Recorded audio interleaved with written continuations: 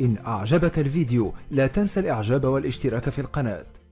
السلام عليكم ورحمة الله وبركاته. النهارده يا جماعة في صديقي جاب لي الجهاز ده، وده انا مش هحطه في السر عشان اجربه لانه اوريدي قال لي ايه اللي فيه. هو كان شغال وبعدين لقى فيه راحة شياط ودخان بتطلع منه، وبعد كده فصل فيه باور بس فصل صوت.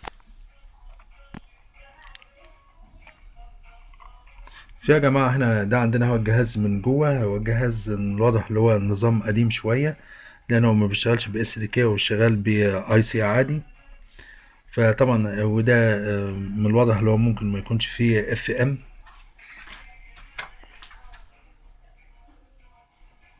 هو فعلا ما فيهوش اف ام، هو فيه ام دبليو بس، اس دبليو واحد واس دبليو اتنين، ما فيهوش اف ام.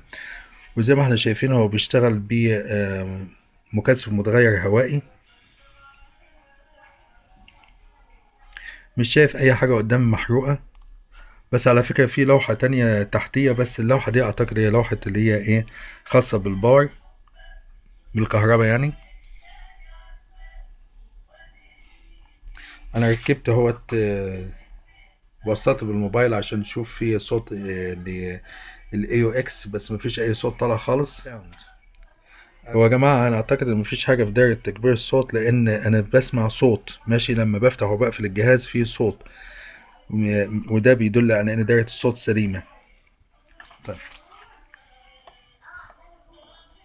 طبعا مفيش اي حاجة شغالة خالص، ولا راديو ولا اي حاجة خالص، والاي او اكس مش شغال، مفيش صوت طالع.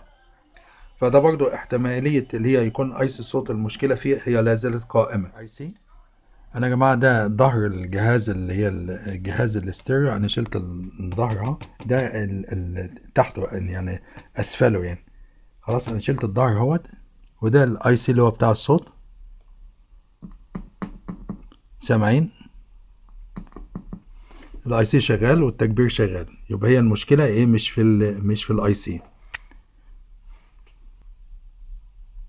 المشكله مجموعه موجوده يا جماعه في حاجه تانية خالص.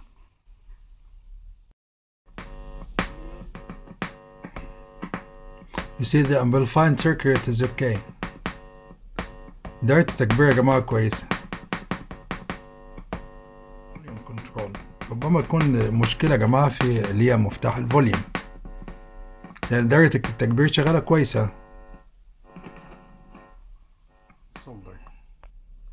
مع منتجات سوني يا جماعة دايما عيد على الأزير، دي مهم جدا. في الوقت أنا هعيد على الأزير. هي طبعا احنا عايزين برضو نفك اللوحة دي، بس طبعا عشان الوصول لها صعب جدا، كمية سلوك كبيرة، ولازم نعمل الخيط تاني. هنشوف دلوقتي يا جماعه عشان نستبعد اللي هو مفتاح الفوليوم تكون منه المشكله. فانا وصلت اللي هي الاي او اكس هنا ورا بالموبايل، فطبعا مش عارف اوريه لكم لان الموبايل انا بصور بيه. تمام. يبقى احنا عندنا دلوقتي في عندنا المشكله في اللي هي اللي بقى عندنا الاي او اكس شغال ودايره الصوت شغاله. يبقى احنا عندنا المشكله دلوقتي اللي قدامنا هتبقى في المكثف المتغير اللي هو المكثف الهوائي ده. طب هنعمل فيه ايه؟ نحاول ان احنا نغسله بالكيروسين ماشي، ونحاول ان احنا نتاكد من نقاط اللي هي التماس بتاعته. بس ده كل اللي احنا هنعمله.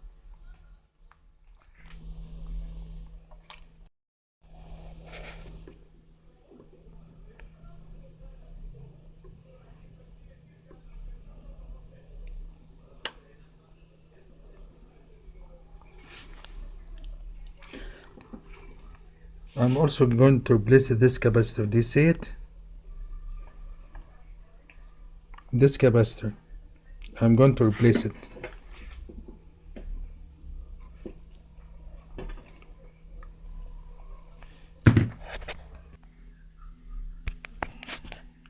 It is 16 volts, 10 micros. Okay, I'm going to replace it. لله الذي أرسلني رحمة للعالمين وكافة للناس بشيرا ونذيرا. زي ما احنا شايفين يا جماعة اللي هو بعد ما احنا غيرنا اللي هو المكثف، ماشي، وعدنا اللحام على الاجزاء في الجهاز. الحمد لله الصوت رجع تاني واشتغل. طبعا زي ما قلت لكم قبل كده، مع منتجات سوني لازم انك تعيد اللحام وتعيد اللحام وتعيد اللحام مره ومرتين وثلاثه، بقولها لك، لان كل منتجات سوني ما اعرفش ايه السبب، بس هي من قديم الازل لازم دايما اللي هو الازير بتاعهم بيشقق، ولازم تعيد الازير عليه تاني. في معظم العيوب بتبقى بسبب اللي هي الازير. ودي يا جماعه كانت نهايه الفيديو بتاعنا. يا ريت ما تنسوناش في الاشتراك والمشاركه والاعجاب، واشوفكم ان شاء الله في فيديو جديد مع حاجه جديده، والسلام عليكم ورحمه الله وبركاته. تبارك وتعالى إياه أن نسمع في السماوات بالشهر ونعفو. دي الام دبليو يا جماعه على فكره، والجهاز ده بيشتغل باريال، خلي بالكم، يعني لازم يكون اريال، فما فيش اريال طبعا عندي.